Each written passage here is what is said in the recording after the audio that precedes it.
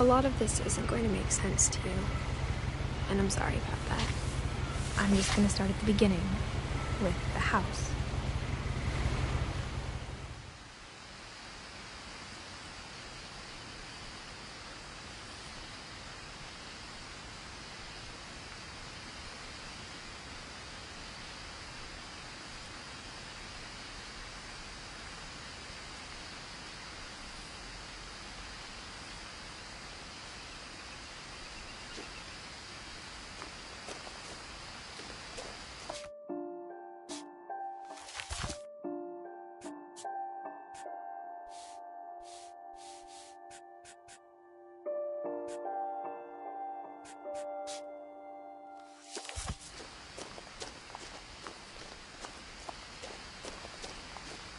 I lived here until I was 11, but I wasn't allowed inside half the rooms.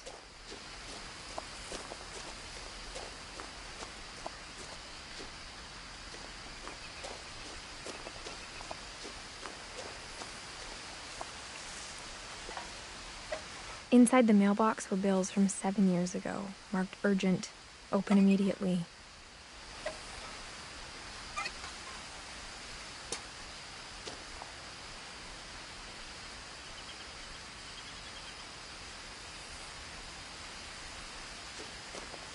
I hadn't been back since my brother Lewis's funeral.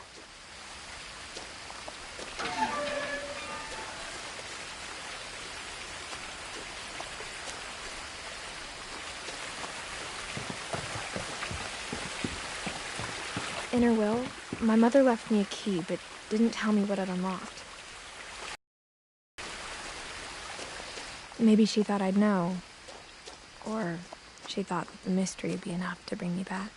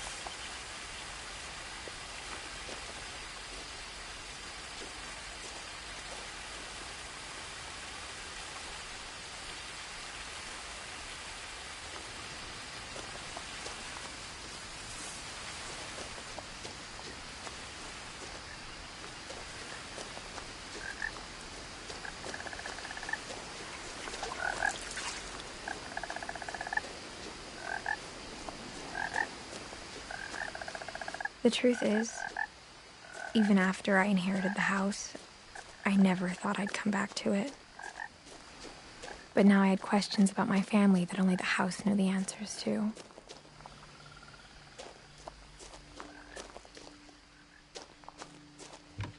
The woods around the house have always been uncomfortably silent, as if they're about to say something but never do.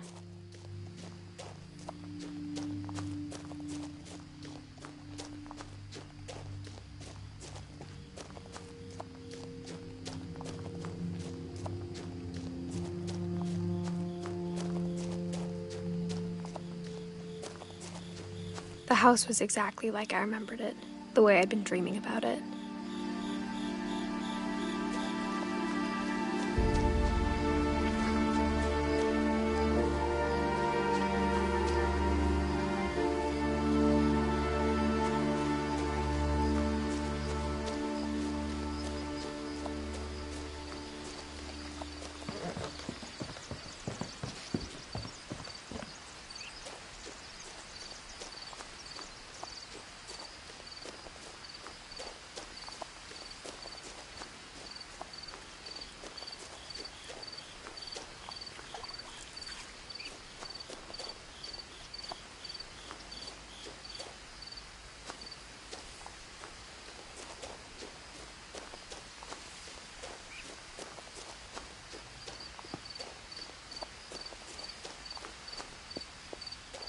As a child, the house made me uncomfortable in a way I couldn't put into words.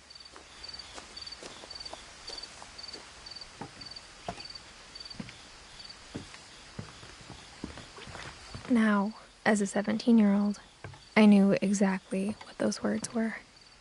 I was afraid of the house.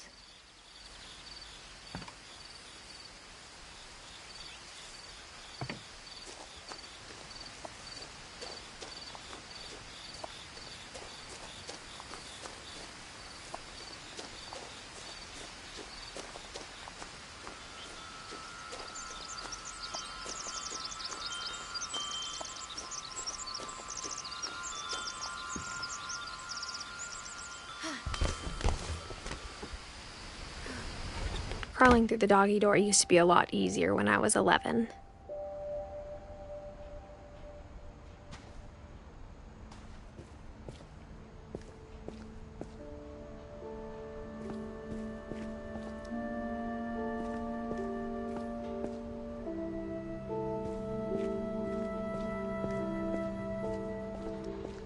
For the first time in years, I felt like I was home.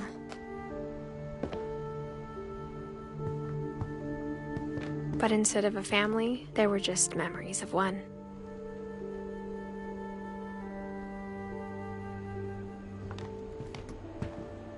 Like how after Louis started working at the cannery, we all got sick of eating salmon. Except our cat, Molly.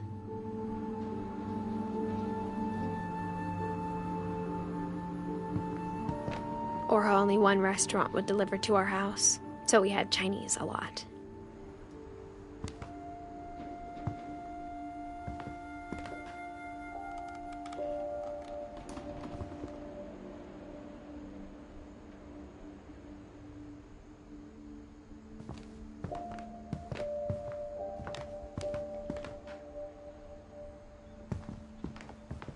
Nothing in the house looked abnormal. There was just too much of it, like a smile with too many teeth. A lot of things got left behind in the whirlwind of that last night.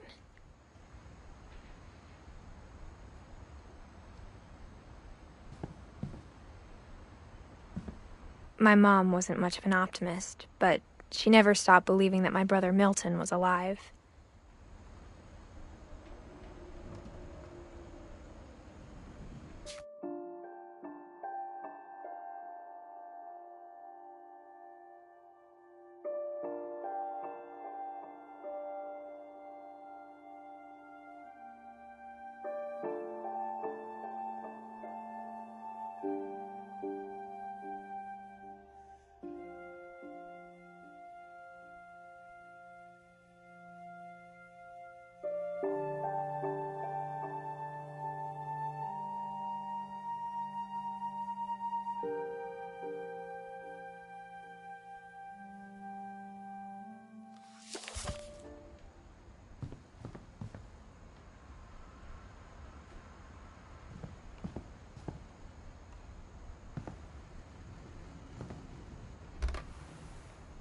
Edie told me once that every Finch who ever lived is buried somewhere in the library.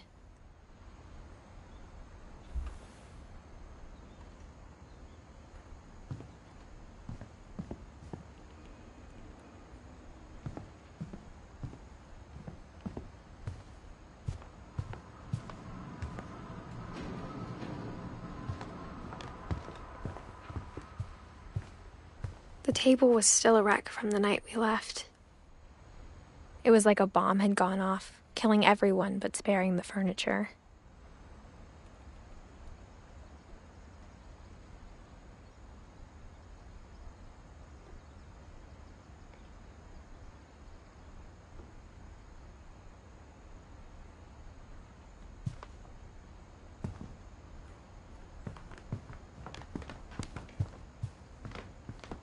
My mom was the only one of us who could imagine Great-Grandma Edie living in a nursing home.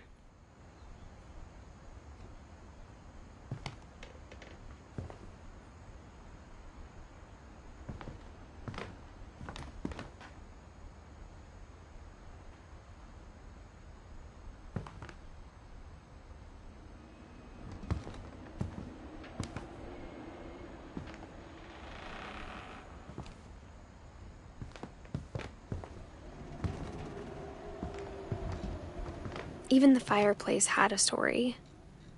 Edie told me the bricks came from the original house, after it sank.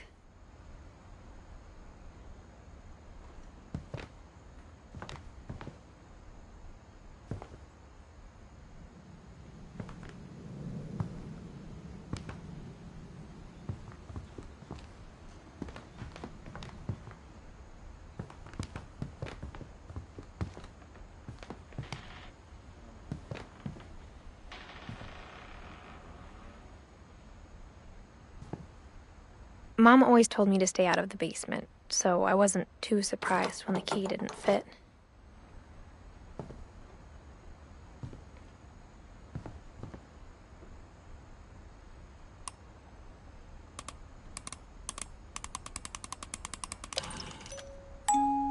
Great-Grandpa Sven built a music box for Barbara, along with the rest of the house.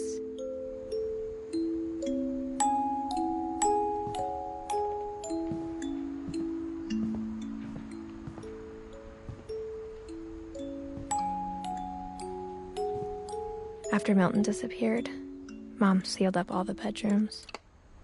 Then Edie retaliated and drilled peepholes.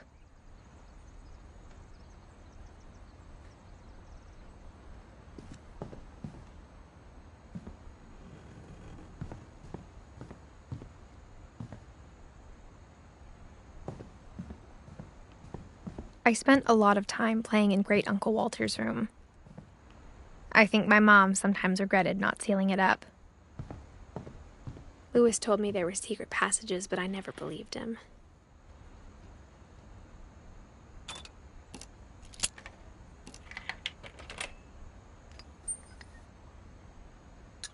Turns out, my mom was really good at keeping secrets. Now it was time to find out what my mom had been afraid of.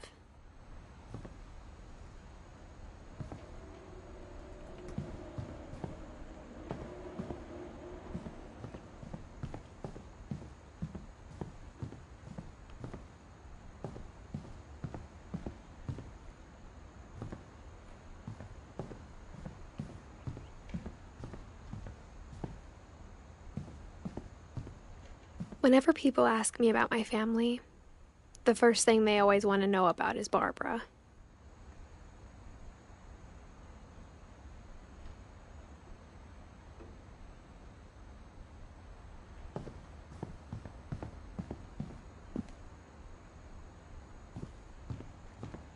Edie's father, Odin, built the original house.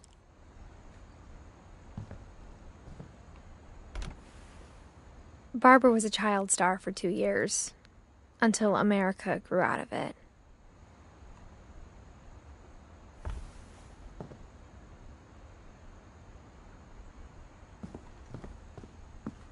Mom must have locked the third floor stairs on the night we left.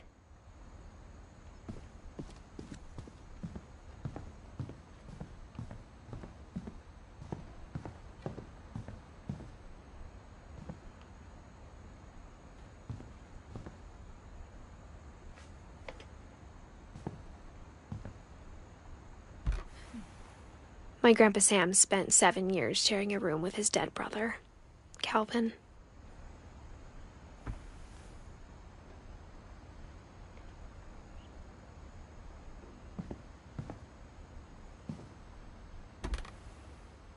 The last time I was in Edith Sr.'s room, I was 10 and she was painting my portrait.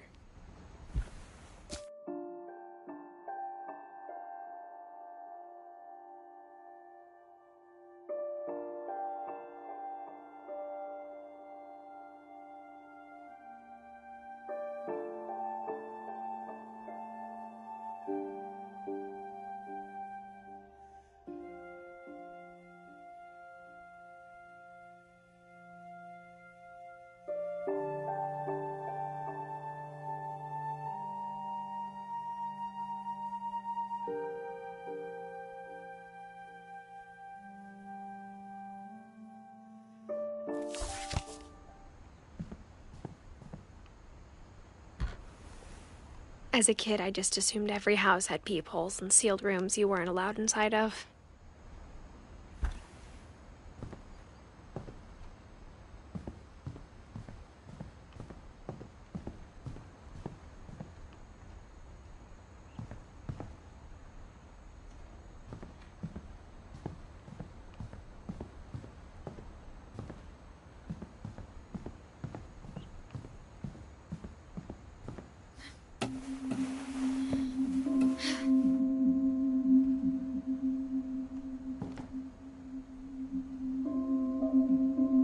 Reading this, maybe it sounds like I had a plan. But I had no idea what was behind that door.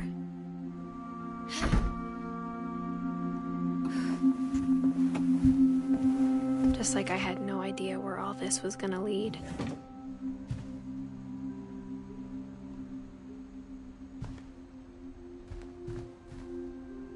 I grew up looking at Molly's room through the peephole.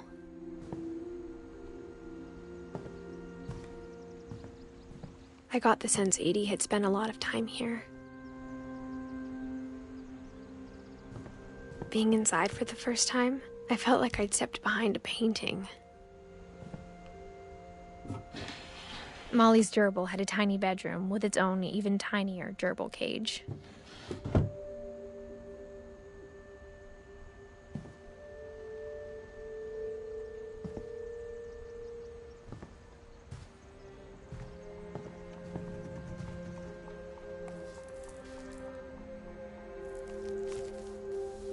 December 13th, 1947. Dear Diary, I'll be gone soon, but I wanted to tell somebody about what's gonna happen. It started when Mom sent me to bed without dinner. I woke up and I was starving, so I looked around for something to eat.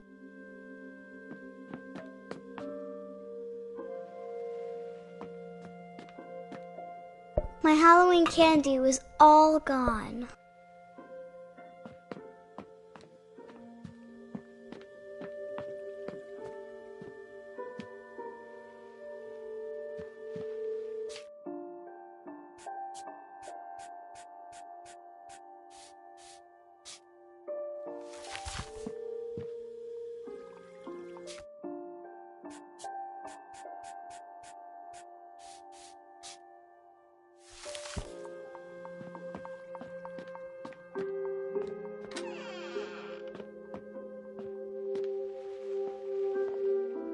I ate a lot of things that night.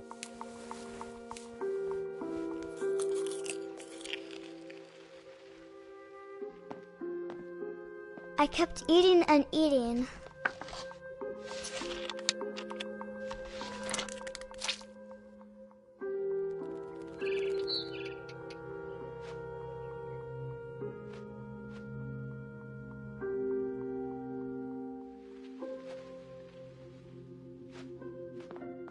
Then I heard chirping outside my window. It was a barn swallow nest.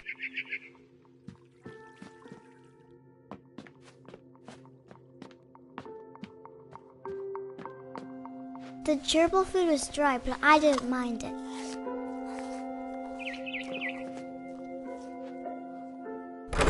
Mom! Mom, can I come out now? Sweetheart, it's late. Go to sleep.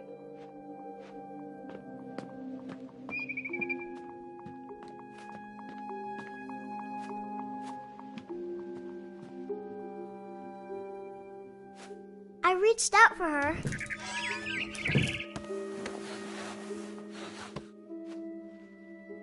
And suddenly, I was a cat.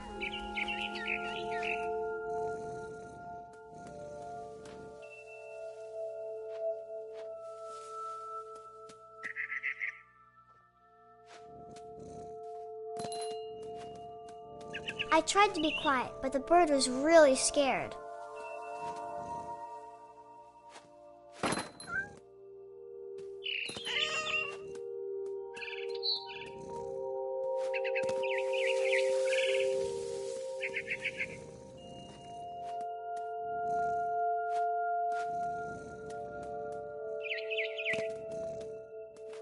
Mom and Dad didn't even look at me.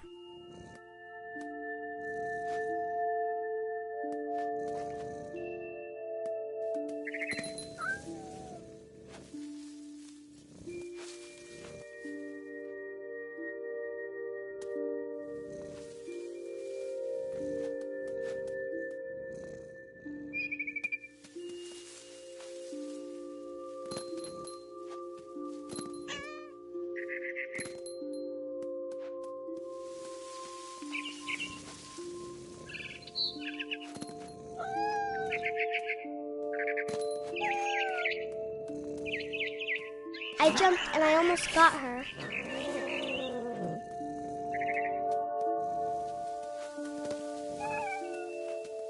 I could tell she was getting really tired. Now I was up in the big tree. I promised Dad I wouldn't climb it anymore. All I cared about was eating that mama bird.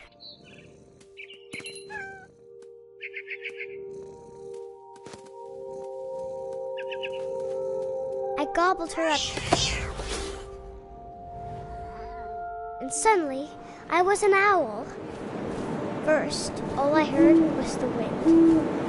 Then I heard little teeth nibbling in the grass.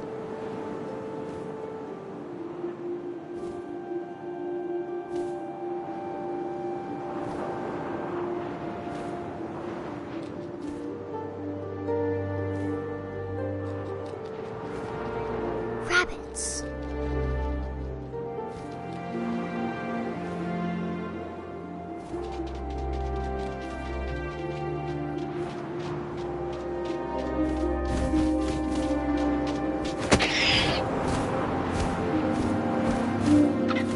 I imagined his face looking up and seeing mine through my talons.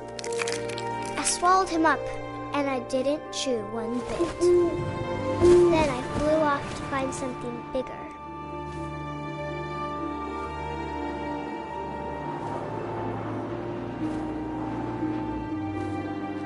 A mama rabbit.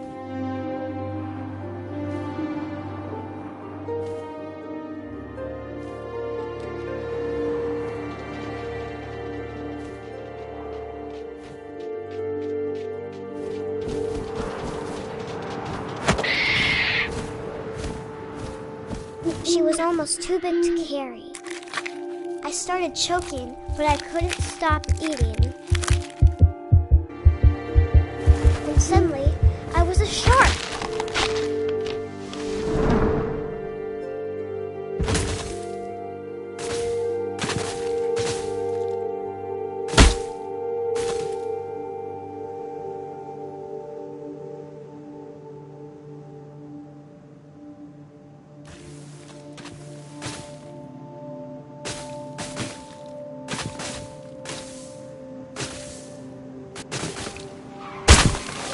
I rolled off the cliff and into the ocean. Now, I was hungrier than ever.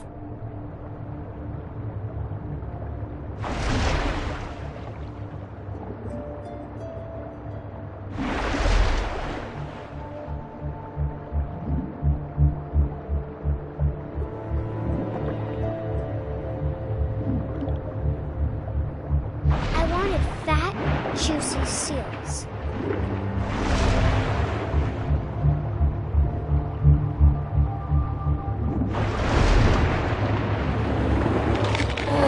I tore off her flipper, and it tasted really good.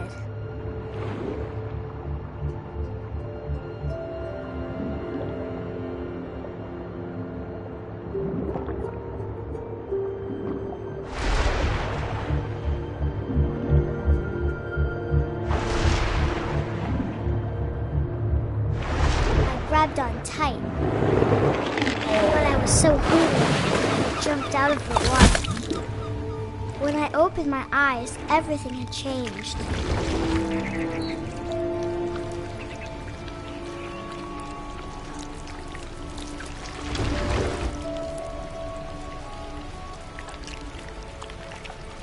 Now I was a monster, and I smelled people everywhere.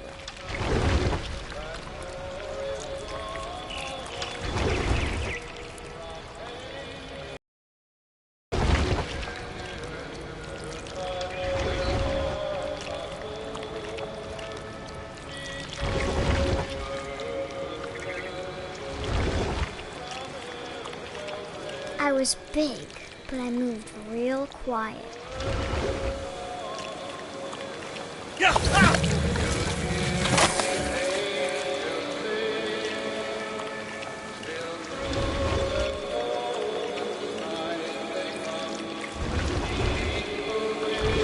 I wanted to stop, but also I didn't.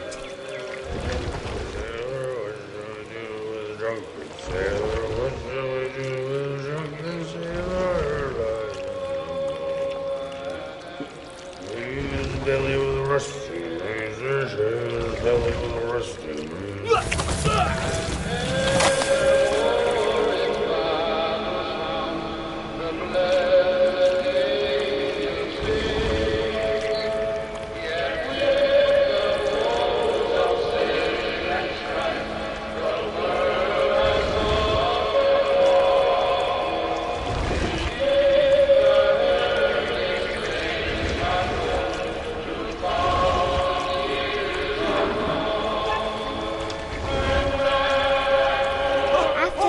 Passenger, I was still hungry. And across the water, I smelled something new. Something I had to have, so I swam towards it.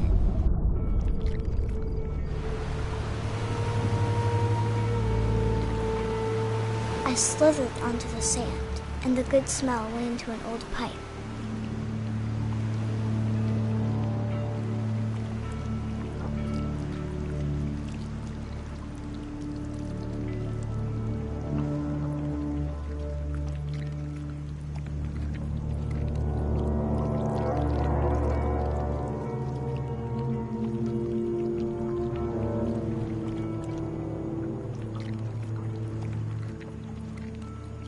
I got closer and closer.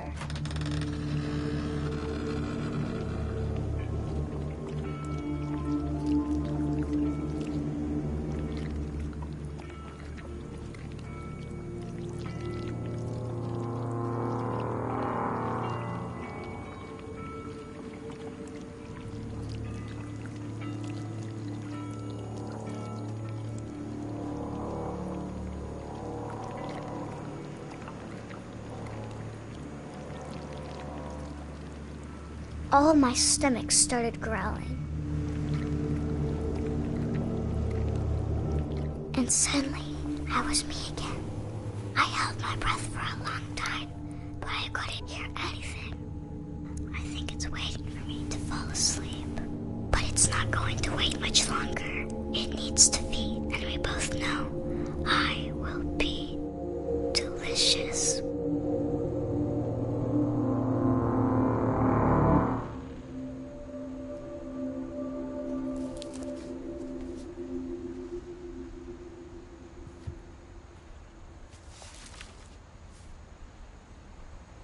I'm not sure if I believed all of that, but I'm sure Edie would have.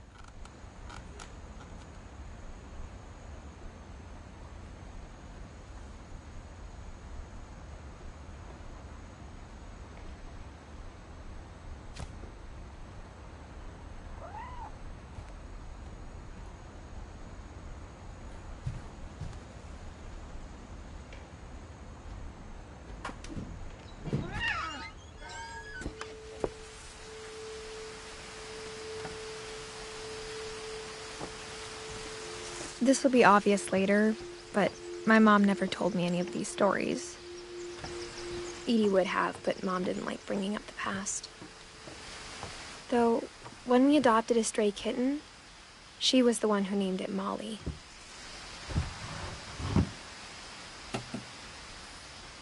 I spent a lot of time in Great-Grandma Edie's room.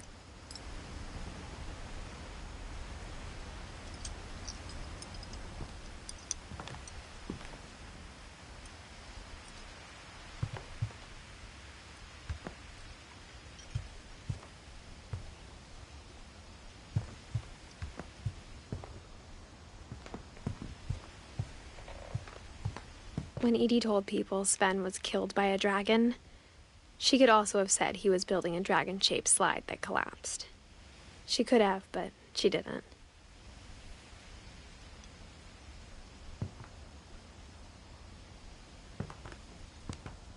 Even in her 90s, sometimes Edie seemed a lot younger than my mother.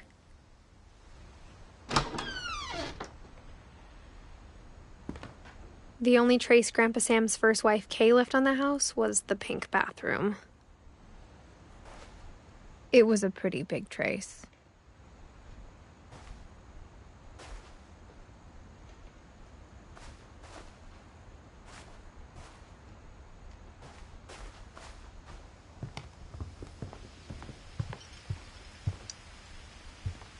Louis died a week before we left, but Edie had already started to memorialize him.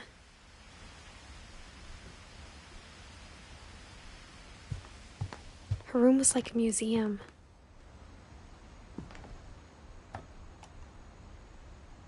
For 500 years, the Finches have been famous throughout Norway for their fortune and misfortune.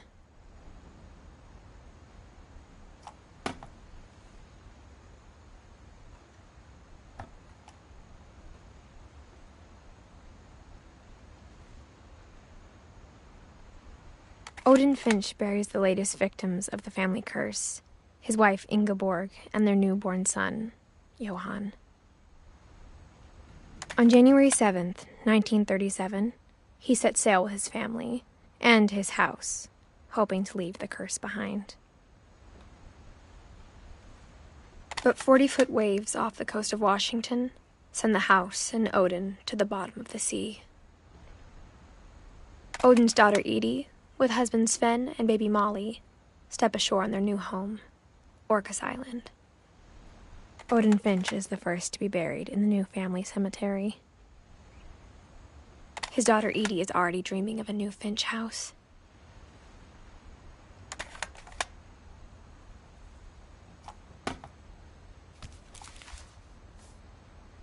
Whatever's wrong with this family, it goes back a long ways.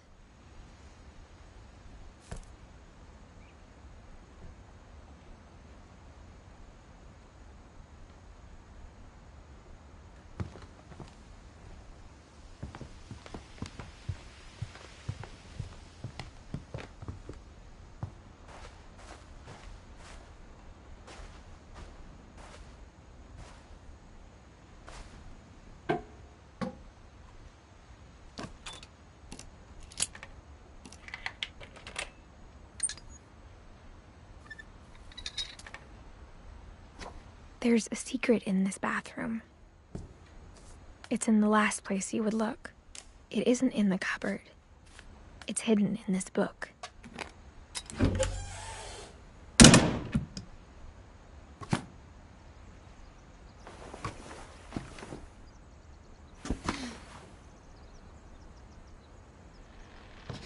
Sven gave Sam an old camera he'd refurbished.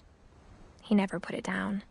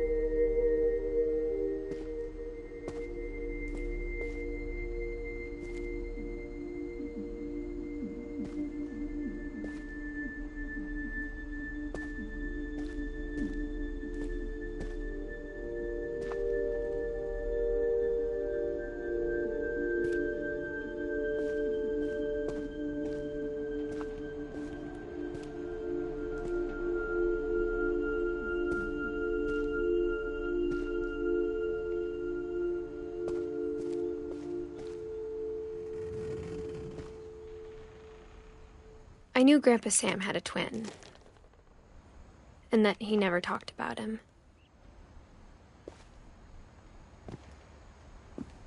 I guess my grandpa didn't like history any more than my mom did.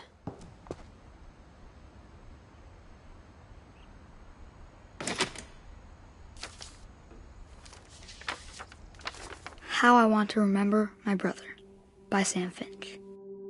The thing I remember is that when he made up his mind, that was it.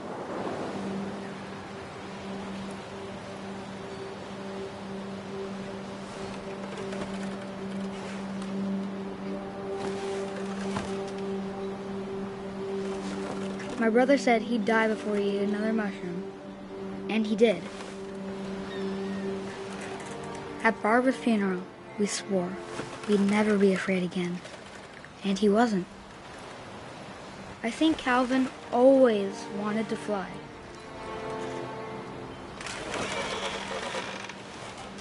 Sam! Calvin! Dinner's ready! Coming! But that day, he finally made up his mind to do it.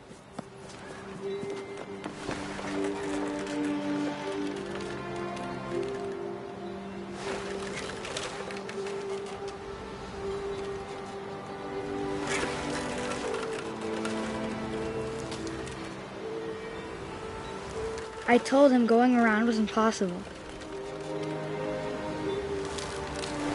Maybe if I hadn't said that, Calvin! I'm not gonna tell you again! or maybe if the wind hadn't picked up, then maybe he'd still be here. But I doubt it. I think he'd already made up his mind. That's what I want to remember about my brother.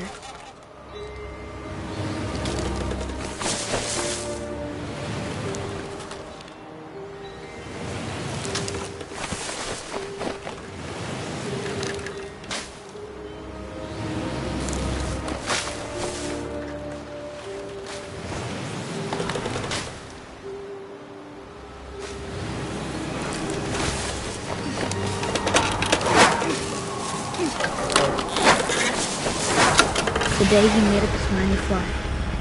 And he did.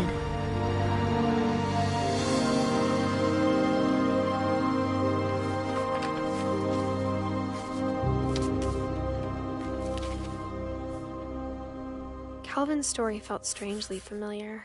When I was younger, I remember trying to do the exact same thing.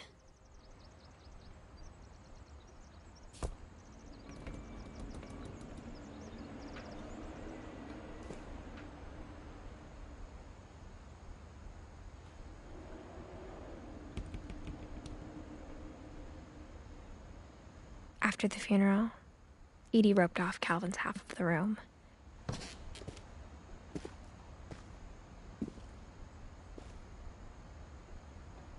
Mom said Grandpa Sam enlisted at 18 and never set foot in the room again.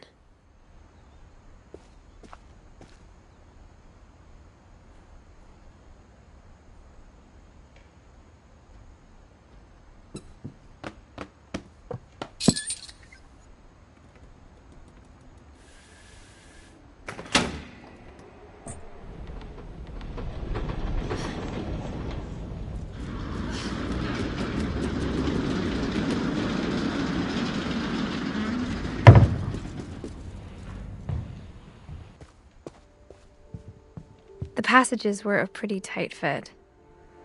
They'd obviously been built for smaller hands and bellies.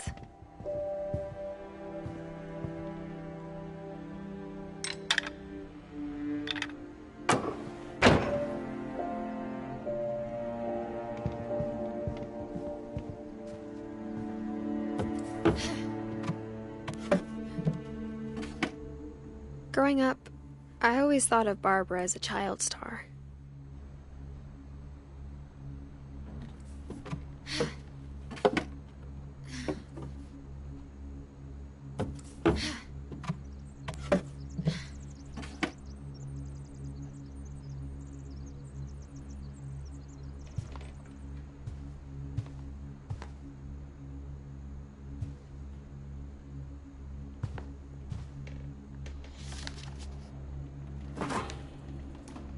all the stories people wrote about Barbara's death, I'm surprised Edie saved this one.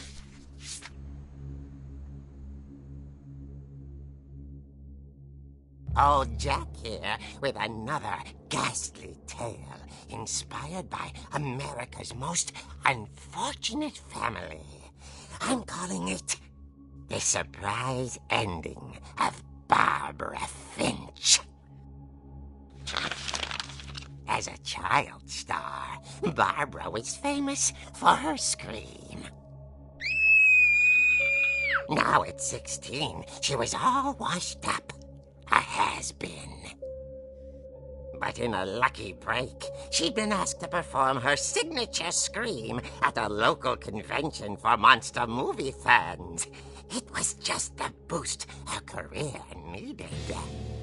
Unfortunately, her scream hadn't aged well.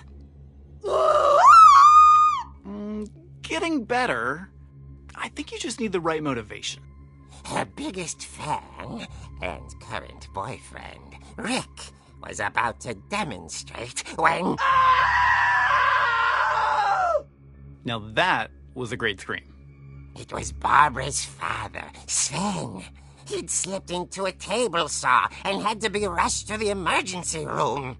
So Barbara got stuck babysitting her youngest brother, Walter. Her convention comeback was cancelled. Okay, I'm hearing frustration, but I'm not hearing terror. What if I tried... A gang of hoodlums in Halloween masks have been terrorizing Orcas Island tonight. Police are urging residents to... That came from the basement. You're right! Also, I loved your delivery on that. Why is your basement door locked?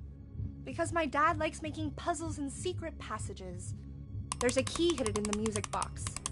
The secret is to keep winding and winding until finally the key pops out. Thanks, babe. I'll be back in a sec. 20 minutes later, Rick hadn't returned. So Barbara went to look for him, right on cue. She reached for the music box. And as she wound the key, she listened for Rick, but the house was silent.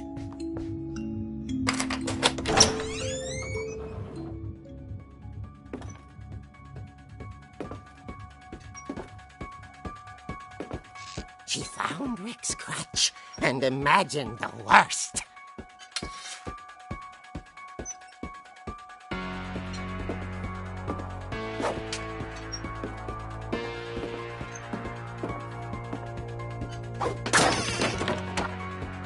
The gang's leader is the infamous Hookman killer, Dr. Carl Hamill, who impaled and then ate his family 10 years ago tonight.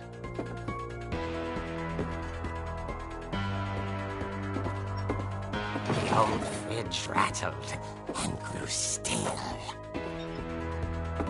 Oh dear! Oh! Rick?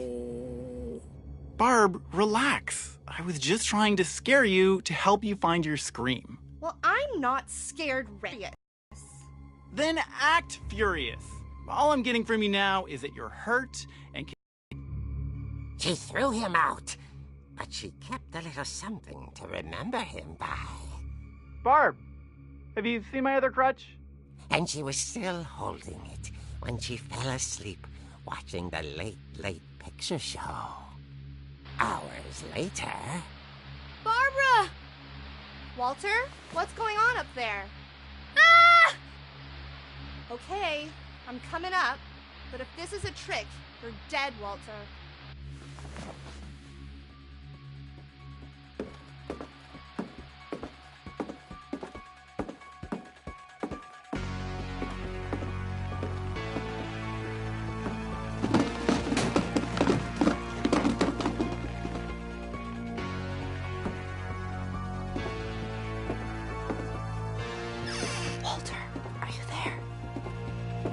Walter had vanished, but his bedside radio was still on. Any suspicious activity? Speechless. He was quite smashing.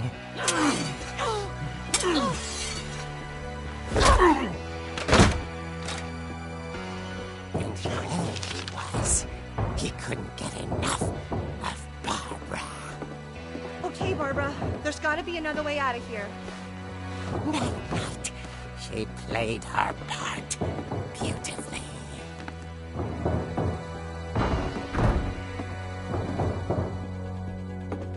Molly's door hadn't been opened in years.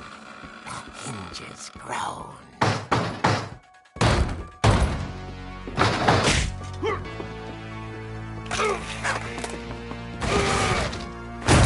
He wasn't moving, but she sensed the story might not be over yet.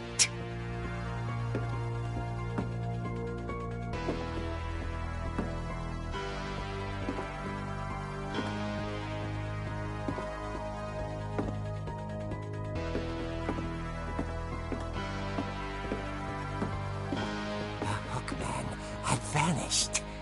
She listened for his breathing, but all she heard was...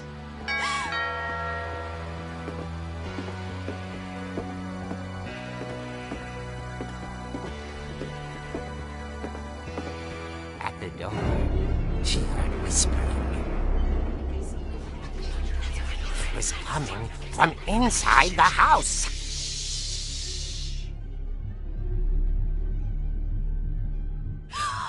Oh dear. The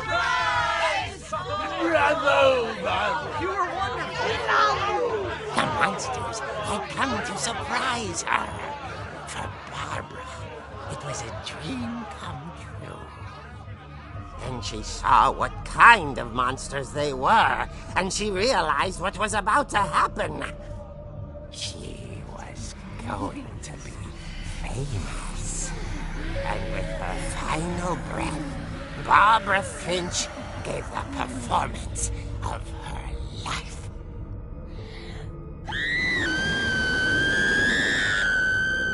I wasn't there myself, but I hear Barbara was magnificent. Poor girl. She had a taste for stardom. But unfortunately, so did her fans. Of course, the police blamed it all on poor Rick, who disappeared the same night. And little Walter? Hiding under his bed the whole time. He took it all pretty hard, but that's another story. As for Barbara, tucked inside the music box is all they ever found of her. Her ear. Now that's what I call a real eerie tale.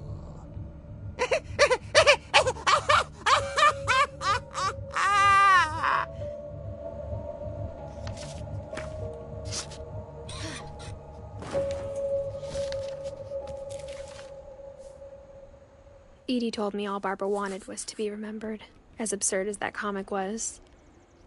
Maybe what Edie saw was a happy ending.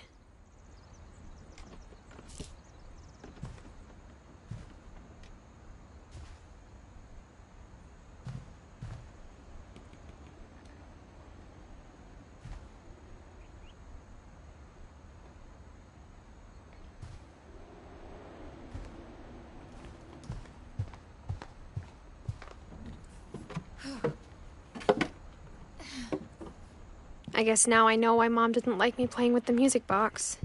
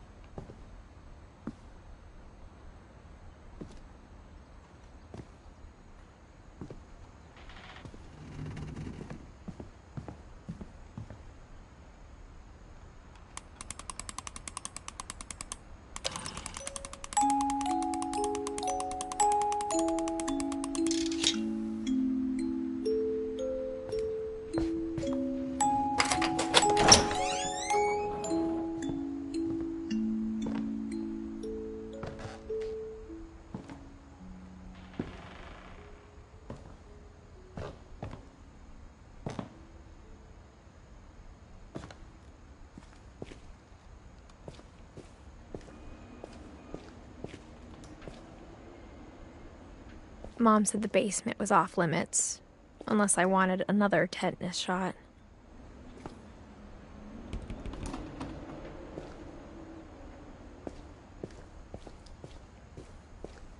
I saw Edie sneak down to the basement once, carrying packages.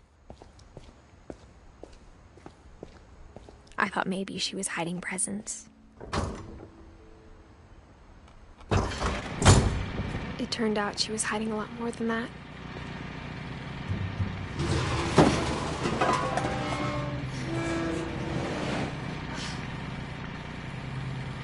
I remember asking Mom once about where Walter had gone.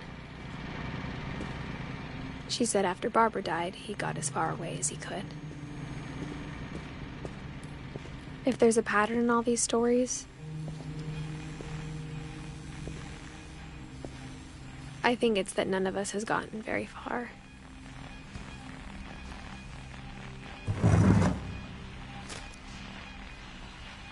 Goodbye, everyone. I can't believe I've been down here for 30 years.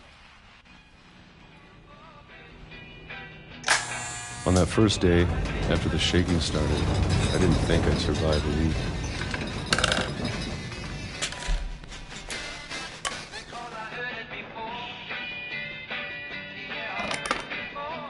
But after a few days, I settled into a routine. That's what kept me sane. Having a schedule, living for today. I always expected to be dead tomorrow. But if you wait long enough, you get used to anything.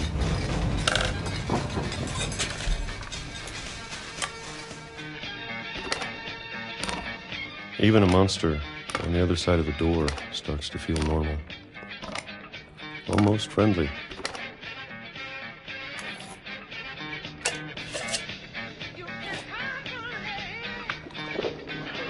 And then one day, everything just stopped. Whatever that thing was, it was gone. Maybe it got tired of waiting. Or maybe I just got tired of being afraid.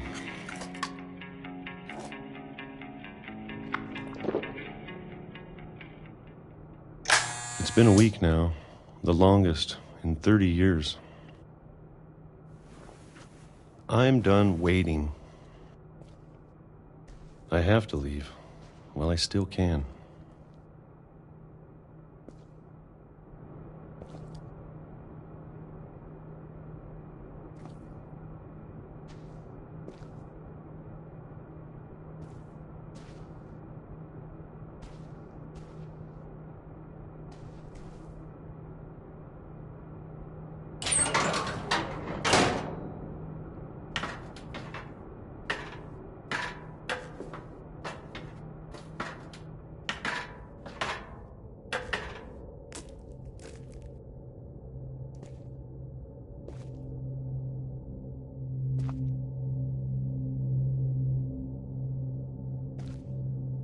I know it's out there, somewhere. Whatever killed Barbara and Molly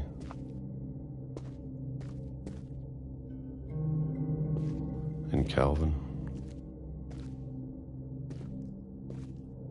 Maybe this is all a mistake.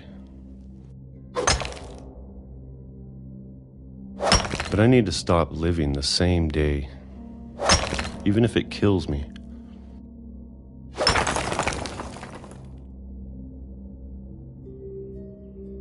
Whatever's out there, I want you to know I'm ready for it. I'm going to appreciate all of it, especially the food. I don't mind if I only have a year left, or a month, or a single week. I'd be happy with one new day. I can already imagine the sun on my face.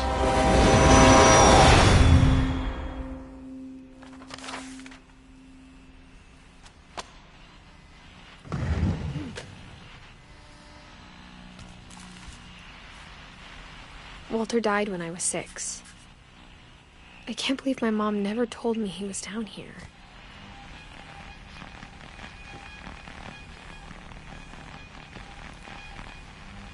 I'm sure my mom was trying to protect me.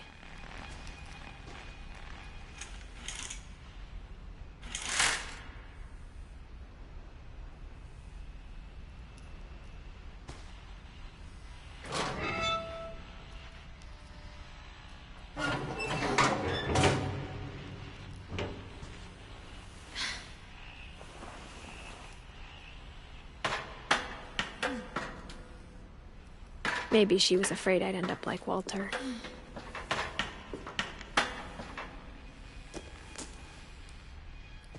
But if she never told me about an uncle under the house, I can only imagine what else she was hiding.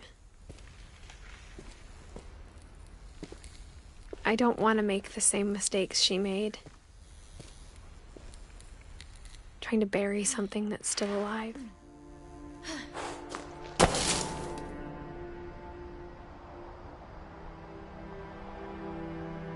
Now that there's only one of us left, or maybe 2,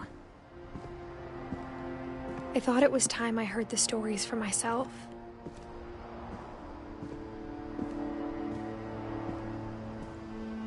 And found out what happened to everyone else. But now I'm worried the stories themselves might be the problem. Maybe we believed so much in a family curse, we made it real.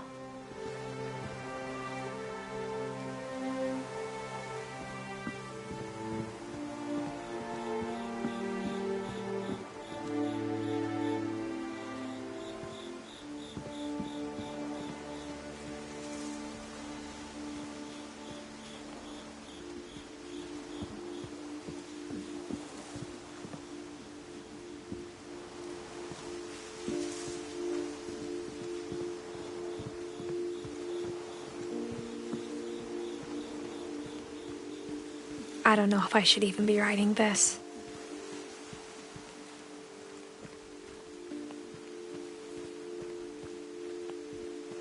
Maybe it'd be better if all this just died with me.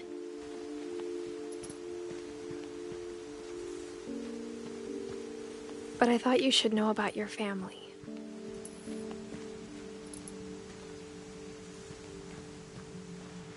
And the history you're a part of.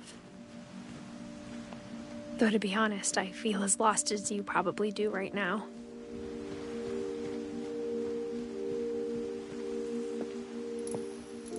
I think the people in these stories believed them, for what that's worth.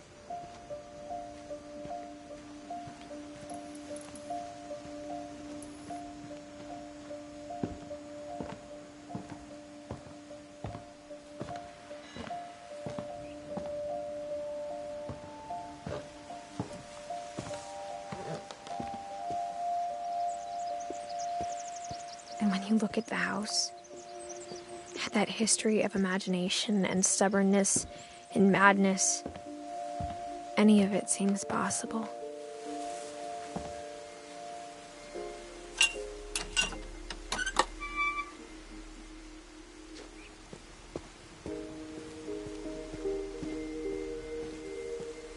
I think we've been surrounded by death for so long, we've just gotten used to it.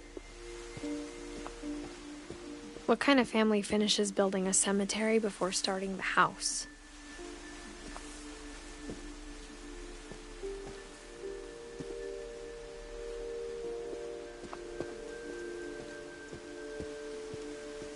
It's embarrassing for me to admit this, but the pet cemetery made me more uncomfortable than the human one. 3 of the gerbils were mine, and 2 had been my fault.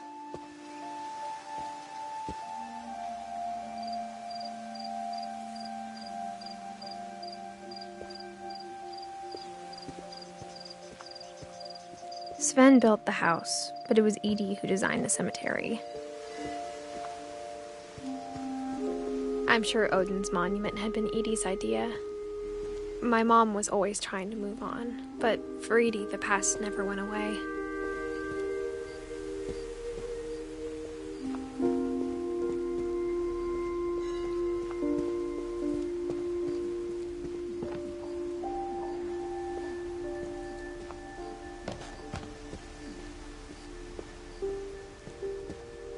She could see it poking out of the water at low tide.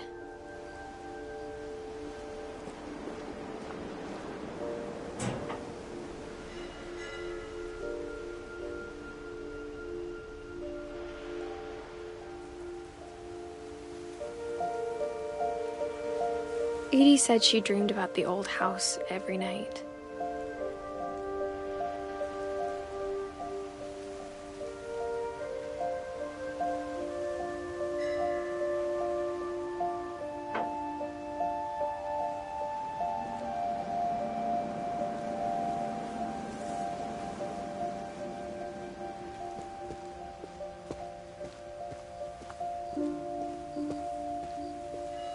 Edie's side was always easier for me to understand. But the older I get, the more I can see where my mom was coming from.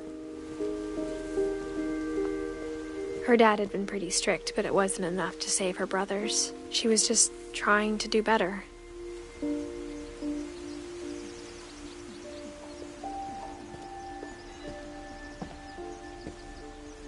She lost 2 of her brothers, just like I did. I get why she tried so hard to protect us.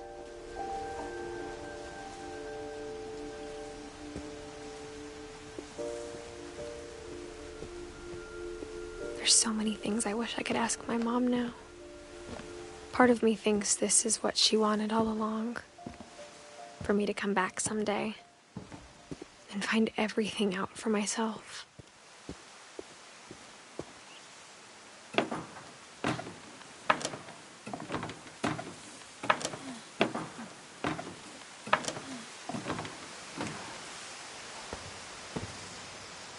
But looking back on it now,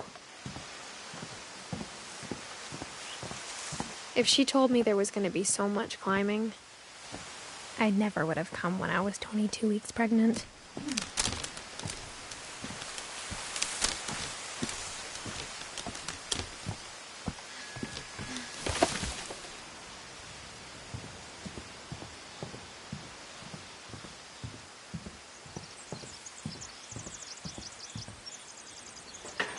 I never met Grandpa Sam, but I think he and my mom had a lot in common.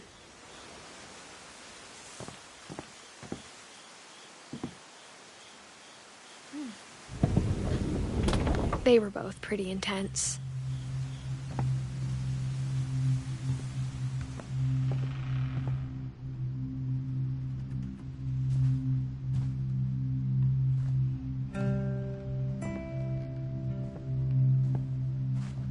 Instead of hiding from death, Sam seemed to go out of his way to meet it.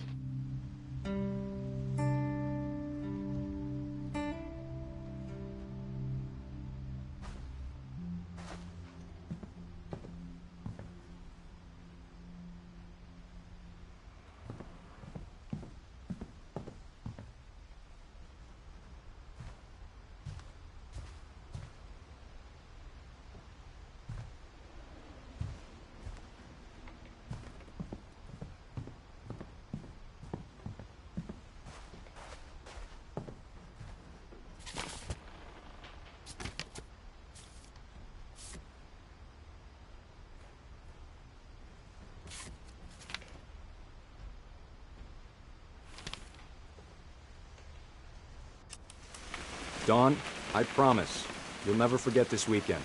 Yes, sir. These memories are gonna last a lifetime. Mm-hmm. Am I gonna have to shoot anything?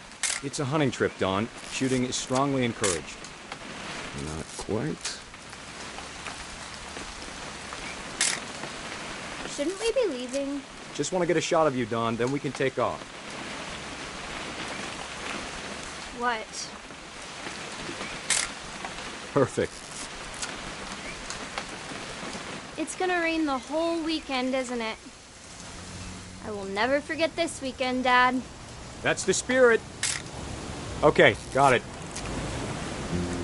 I'm gonna take some pictures, okay? Just be careful. That camera's older than you are.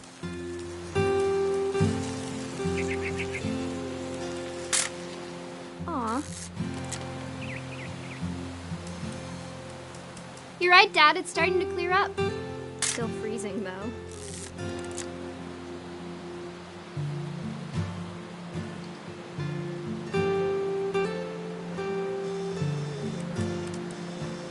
Definitely should not have drunk all that coffee.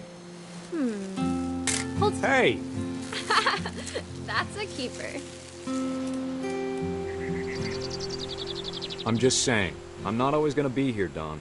You'll need to remember this stuff, if you want to survive. I'll be fine, Dad. You know who else thought he was gonna be fine? Some guy who died. Dawn, I'm being serious. I know, Dad. You're always serious. Doesn't being out here make you want to chill out? Well, to tell you the truth, I haven't been out here in 20 years.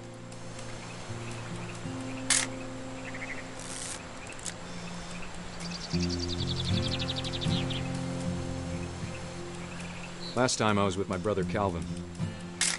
Man, Dawn, don't you think you could find something more interesting to photograph? Your grandpa Sven taught us how to fish, how to build a fire. We found an old logging trail. There were deer everywhere. I bet if I could remember where that trail was, we'd spot a buck for you in no time. Give me a minute to check the map. Dad! Good eyes, Dawn. Before you take the shot, let me get a picture of you.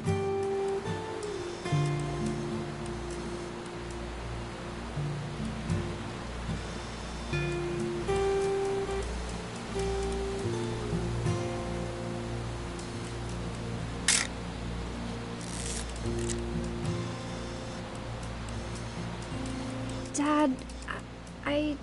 Just move.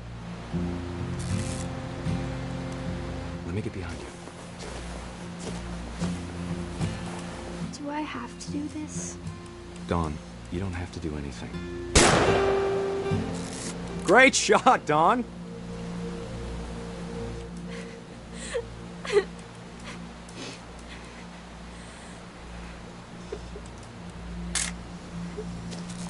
I'm proud of you, Dawn. Always remember that, okay?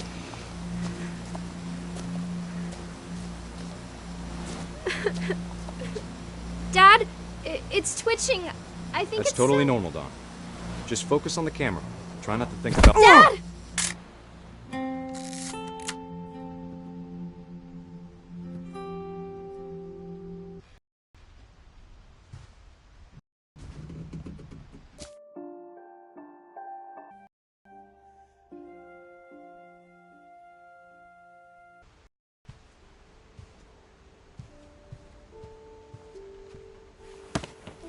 After Sam died, my mom and Edie got really...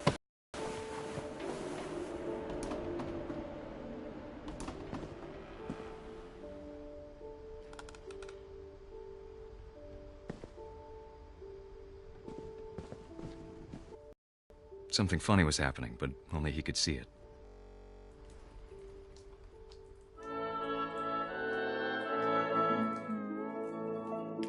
I think he saw things the rest of us don't.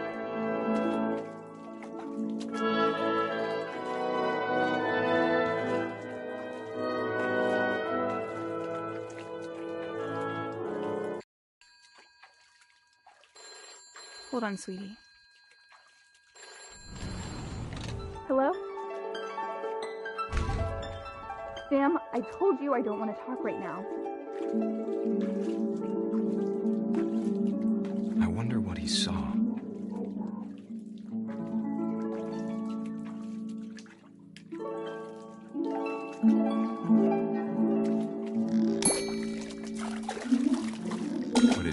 was like.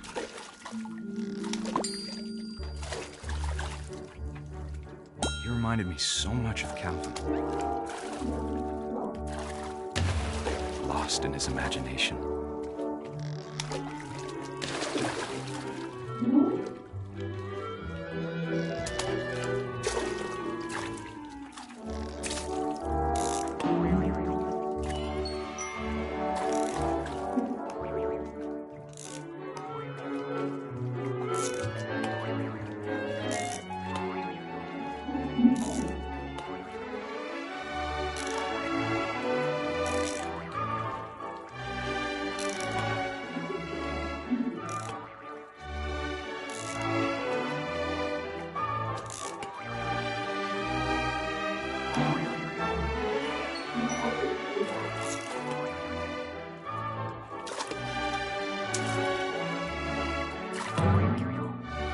I know how silly it sounds.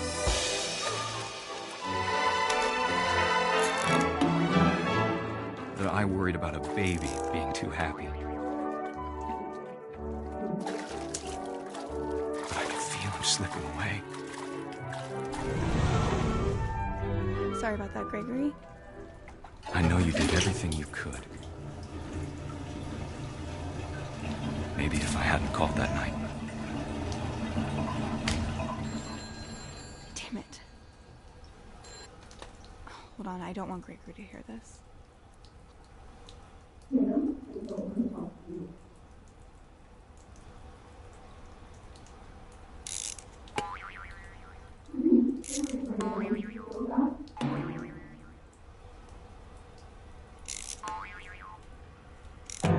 I wish he could have told us about the world he saw.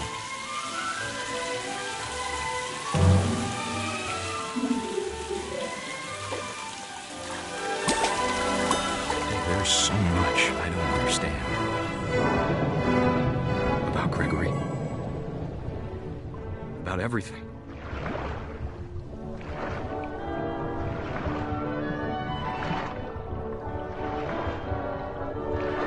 But I know what happened wasn't your fault.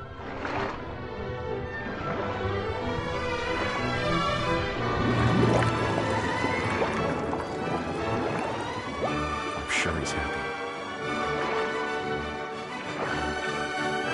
And he'd want you to be happy too.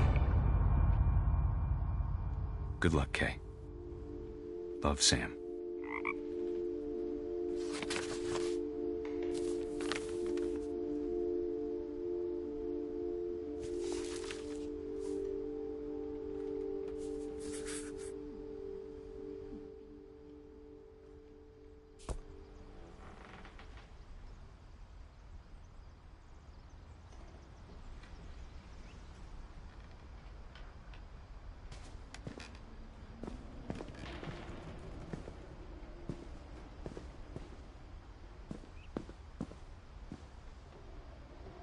I can't imagine my mom ever writing poetry, and yet...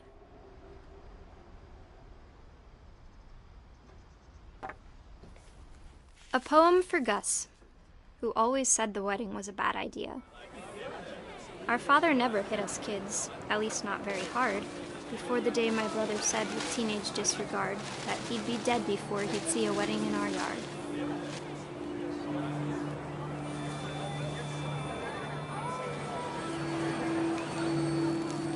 My father made him come, of course, but Gus stood far apart, just flew his kite and bottled up the storm inside his heart.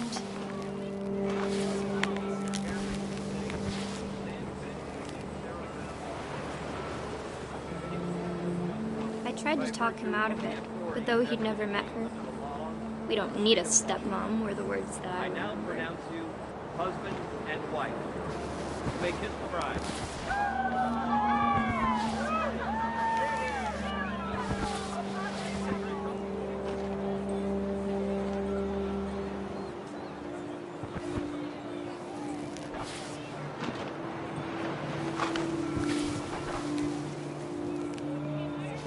When the time for photos came, Dad ordered him to come here. But Gus declined, and as a sign held up his middle finger.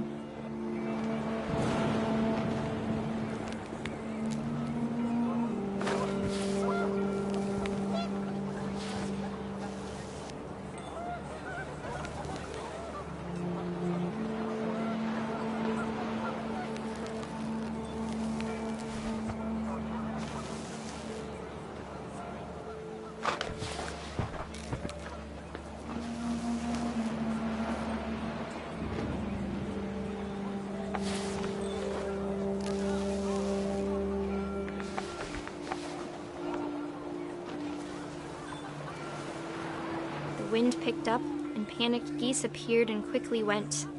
But all the humans did that day was go inside the tent.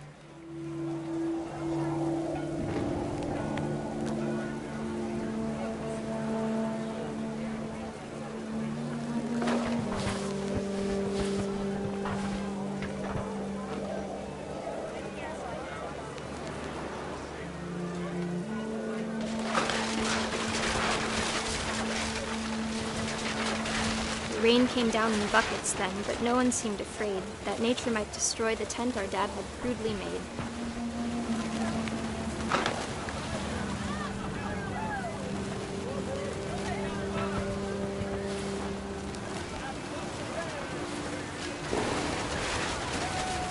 The thunder sounded much too close and full of angry power, but all my father said to this was, "Make the music louder."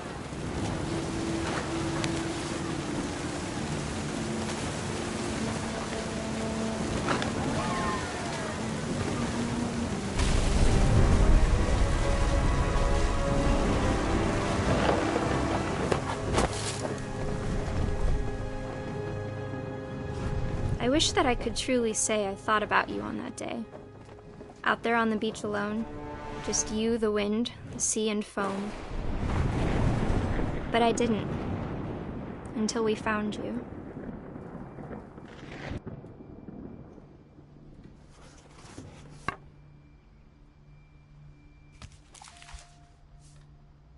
She never talked about him, but Mom told me once if I was a boy, they were going to name me Gus.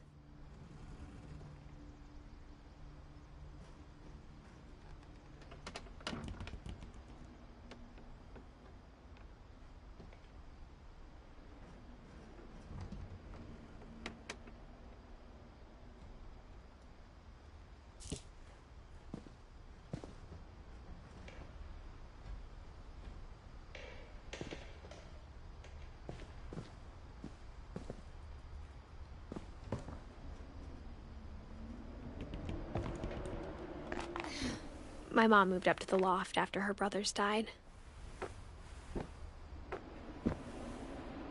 At the time, it was as far away as she could get.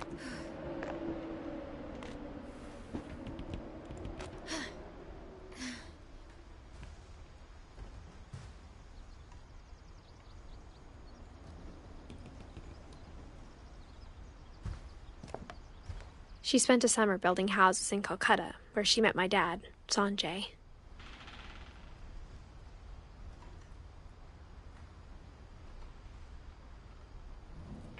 My mom moved to India a week after graduation and got a job teaching English. Louis was born a year later.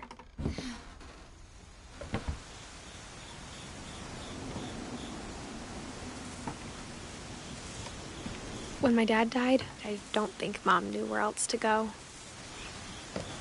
I'm sure Edie was happy to have her back.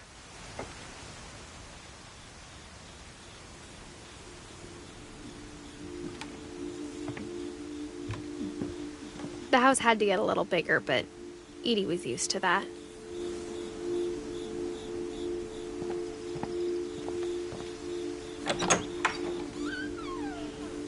And for a while, things were good. Almost normal.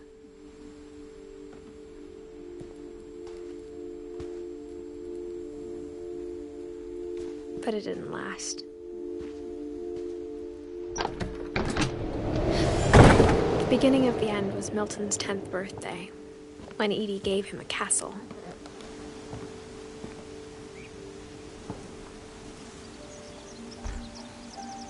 After Milton disappeared, the only thing he left behind was a room full of paintings.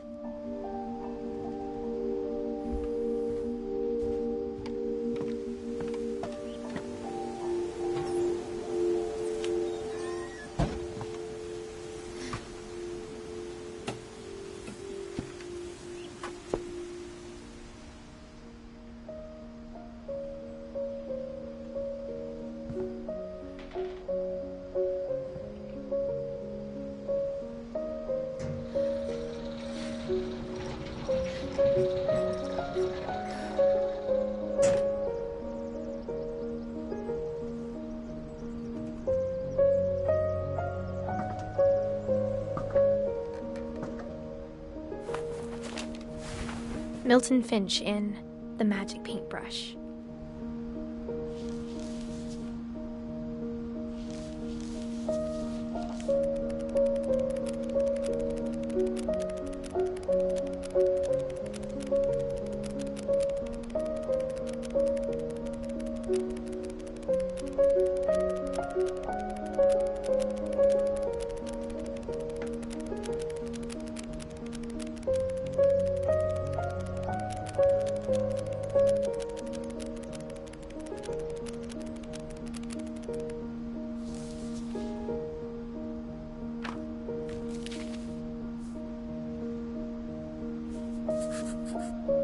I was 4 when Milton disappeared.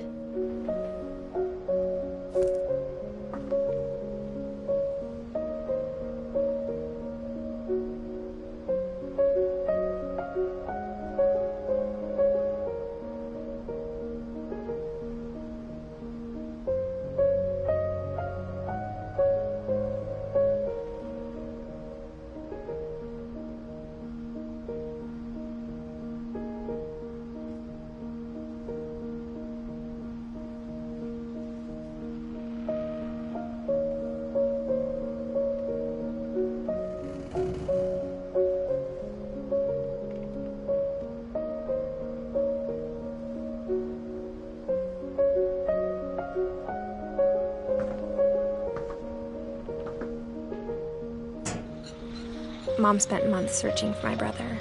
Then she sealed the doors.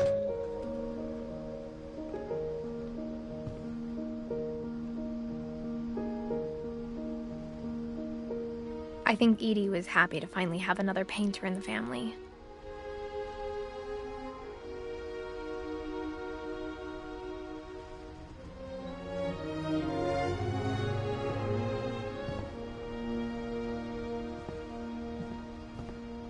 Whatever Milton had found in the house, Mom didn't want it getting out.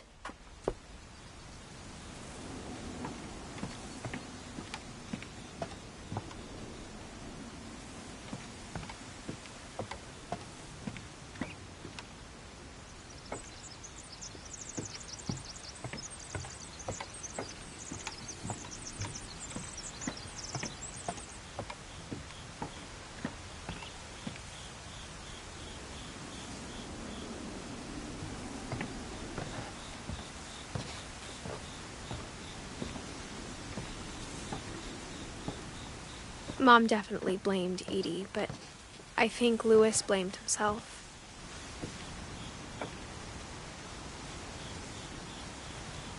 After he graduated, he just spent more and more time in his room, until Mom got him a job at the cannery.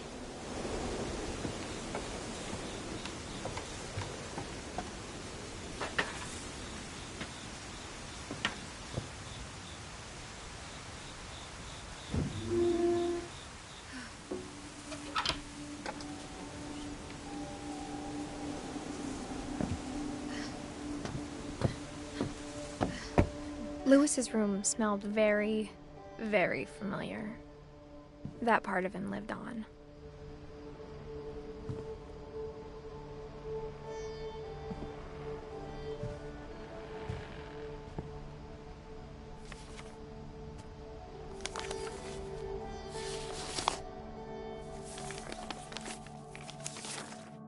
Dear Mrs. Finch, as Louis's psychiatrist, I can understand your desire for an explanation. As I see it, the trouble began in January, shortly after we convinced your son to seek treatment for substance abuse. Newly sober, I believe Louis first noticed the monotony of his daily life.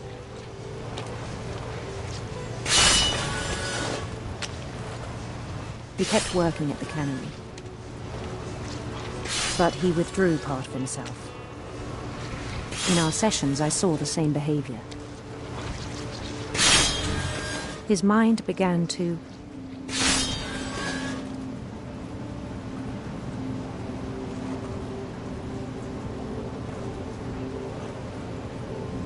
wander.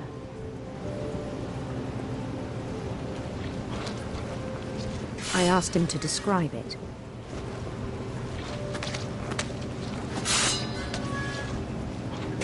He said he started small, imagining a labyrinth.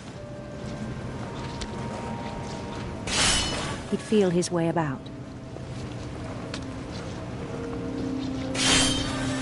Then something moved. Bats. And toads.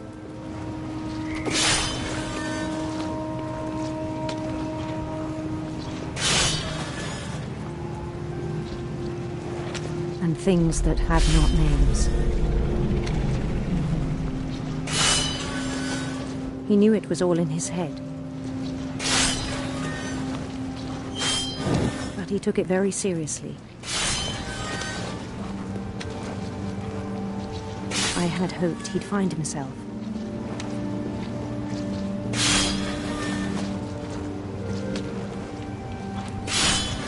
But he found something more. I worried about him then, daydreaming at the cannery.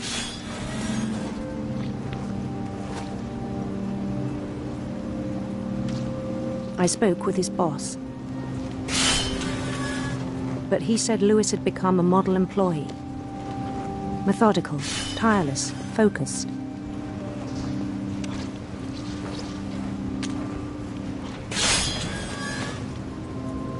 Like a whole new Lewis. So I let him go on.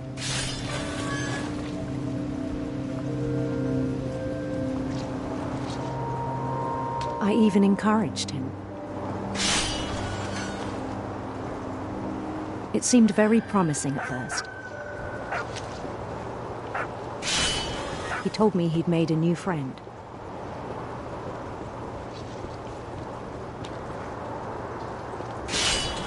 On the edge of a city he named Lewis Topia.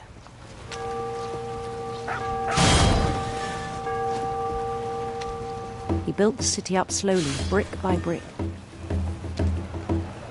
Then he made musicians.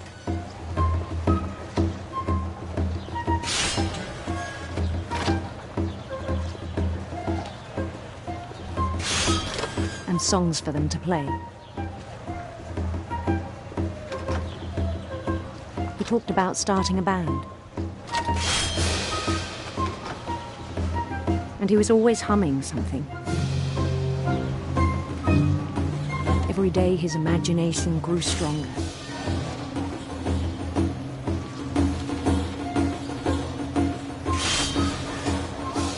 He no longer spoke at the cannery. But his chopping was as reliable as ever. Then one day it struck him that all the cheering crowds, even the stones under his feet, were all in his imagination, so he could do whatever he wished.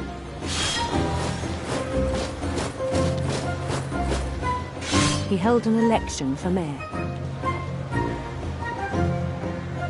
And he won.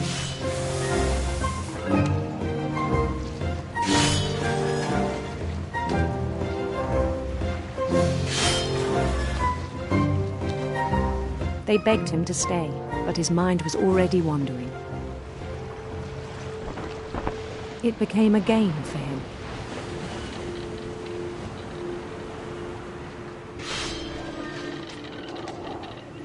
He'd conquer a city, then immediately push on. New Louisville. St. Louis. He started drifting away from our reality.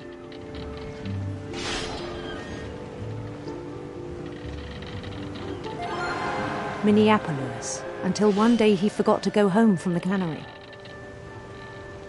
Even as his mother pleaded with him, part of Lewis kept sailing on.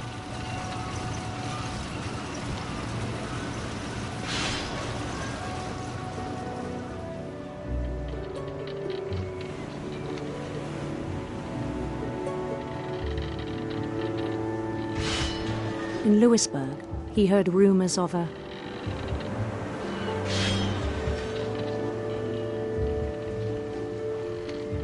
handsome queen.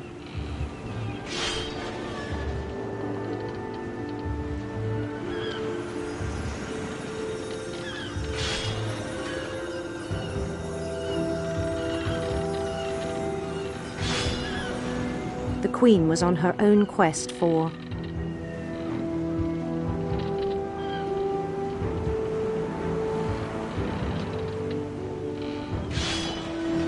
radiant rainbows.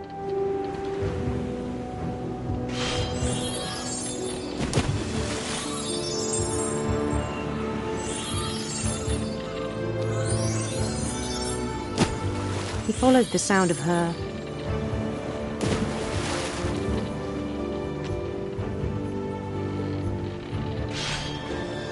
silver harp.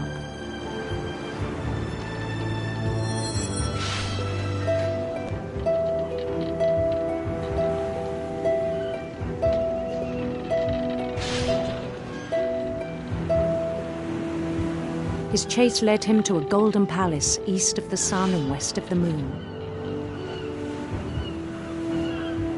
Even then, his logic remained sound.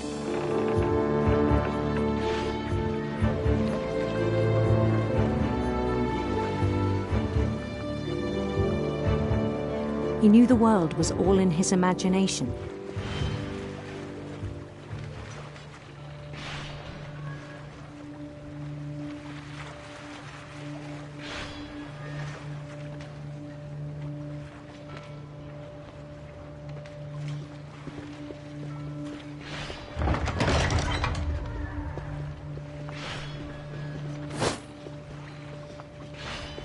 But he was so proud of having created it.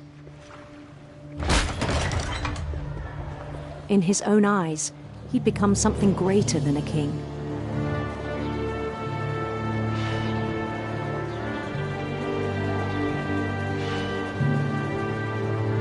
For someone who'd never known success in the real world, I think it was overwhelming.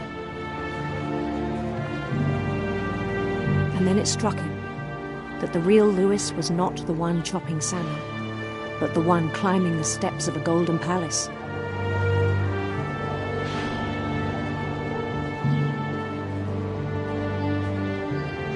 My imagination is as real as my body, he told me. It was hard to argue with him.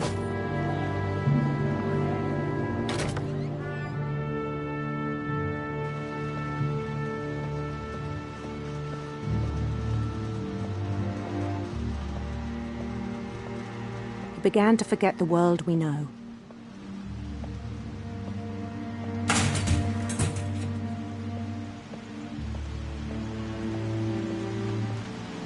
I think it pained him to remember Lewis, the cannery worker.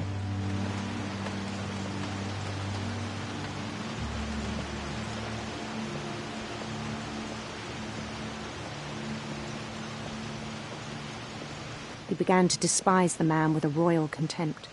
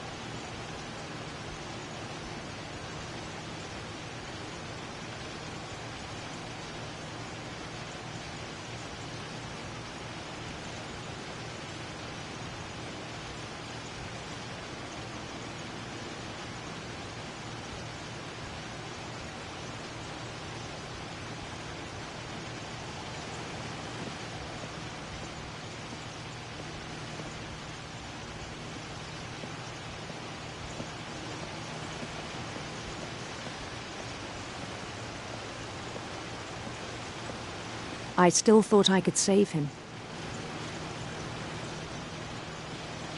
Even after he said he was being crowned king over all the lands of wonder.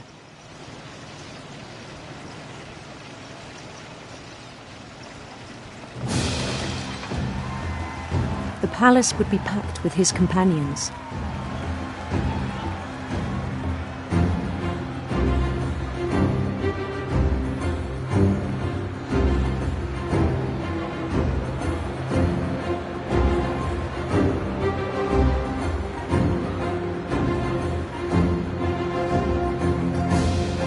including the wise Calico who'd insisted on inviting him.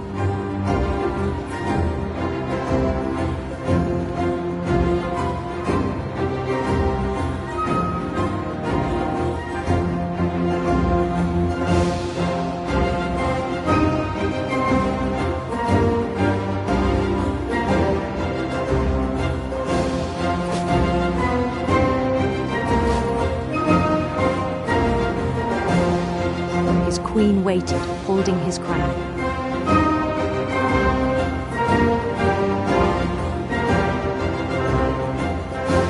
There was only one thing left to do.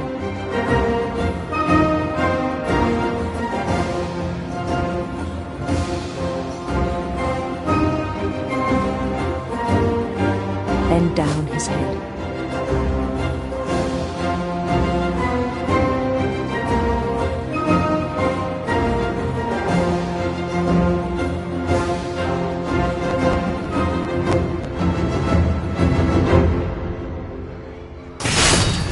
The rest I think you know. Mrs. Finch, your son was a kind man who will be missed by all of us who knew him.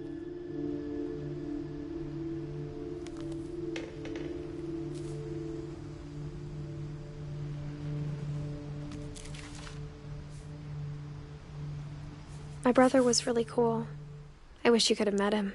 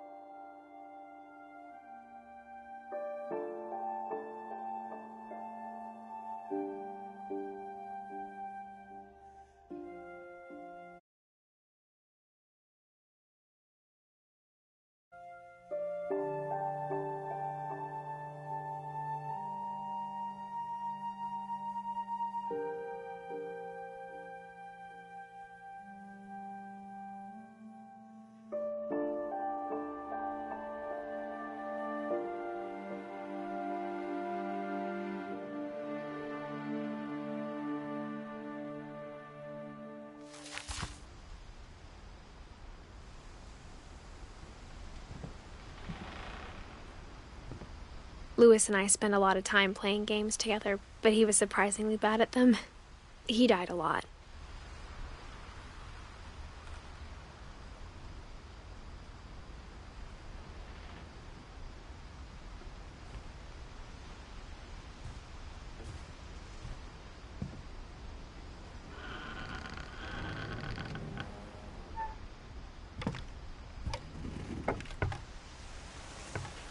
On the way back from Lewis's funeral, my mom told me to start packing.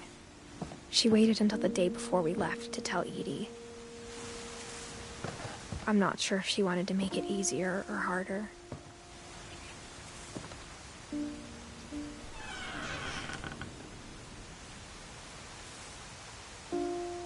I wish we'd stayed.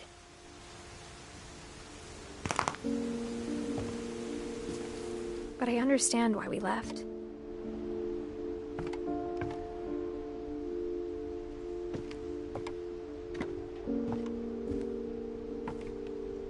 My mom ended up leaving everything behind.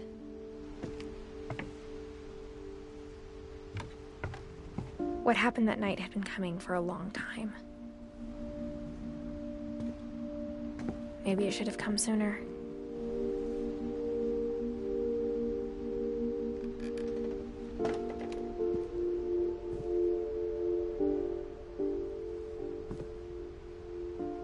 But it had to end one way or another. All that's left now is to tell you about that last night.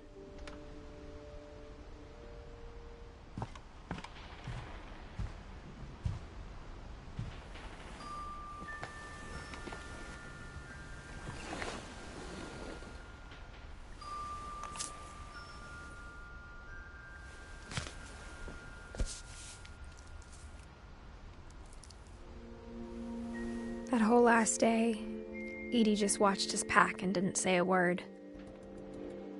Until supper, when she raised her glass and said, "To our final night together, and all our final nights apart."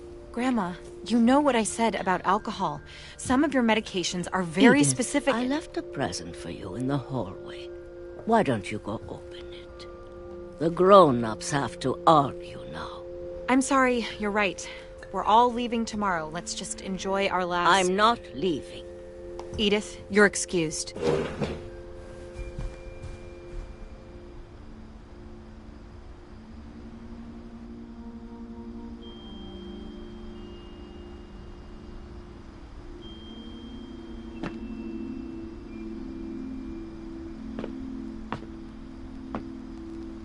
The power had been shut off that morning, but Edie always had plenty of candles. When my mom sealed the library, I don't think she knew about the other entrance, or that Edie had a key to it.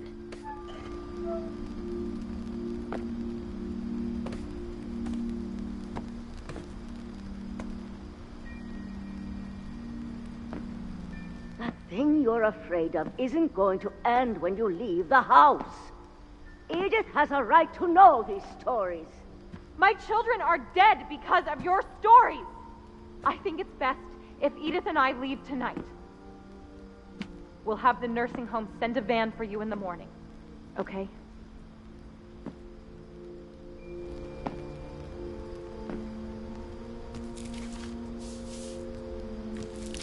Dear Edith, there's so many stories I wish I could tell you, but there's only time for one.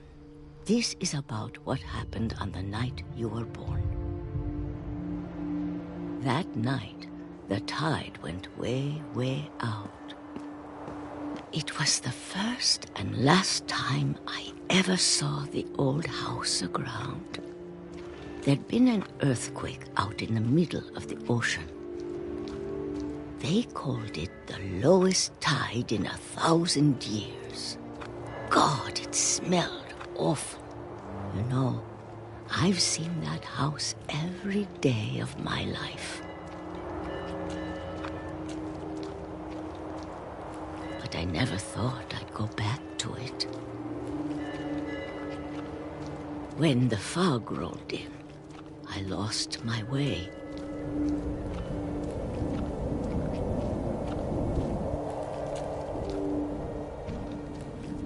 I got turned around.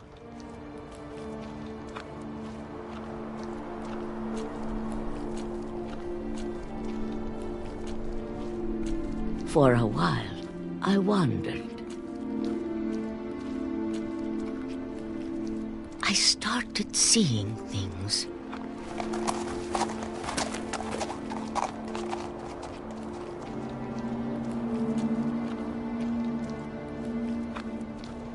Things I'd forgotten had ever existed.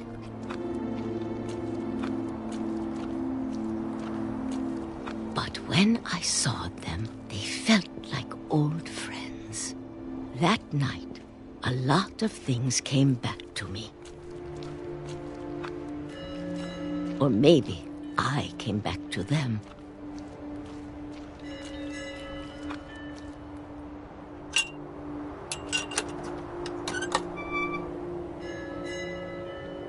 Things I can't explain, but that I need you to try and... Edith, what are you doing in here? It's mine. Edith!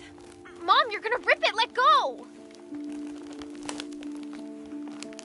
I kicked and screamed, but Mom dragged me to the car. I never saw Great-Grandma Edie again. The next morning, the van came to pick her up, but she was already gone. After that, we moved around a lot.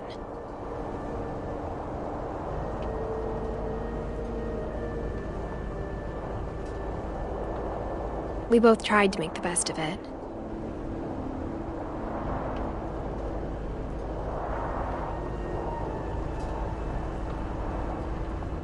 A few years went by.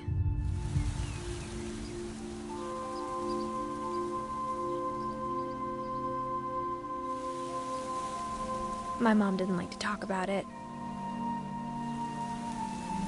But she started getting sick a lot. The rest happened pretty quickly. She got better for a while, and then she didn't.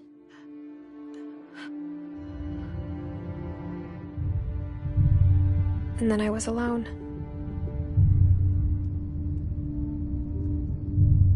The last Finch left alive.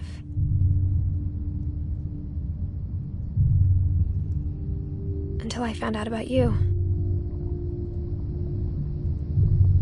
I'm still not sure what to tell you about all this. If we lived forever, maybe we'd have time to understand things. But as it is, I think the best we can do is try to open our eyes. And appreciate how strange and brief all of this is.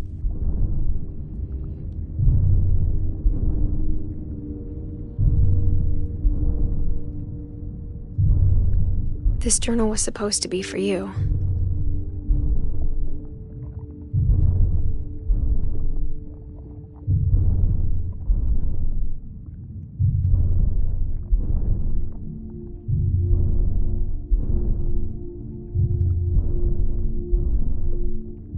But now I hope you'll never see it.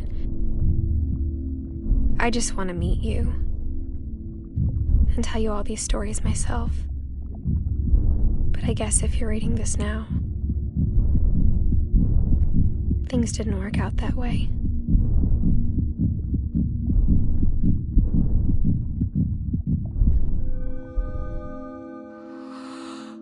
This is where your story begins. I'm sorry I won't be there to see it. It's a lot to ask, but I don't want you to be sad that I'm gone. I want you to be amazed that any of us ever had a chance to be here at all. Good luck.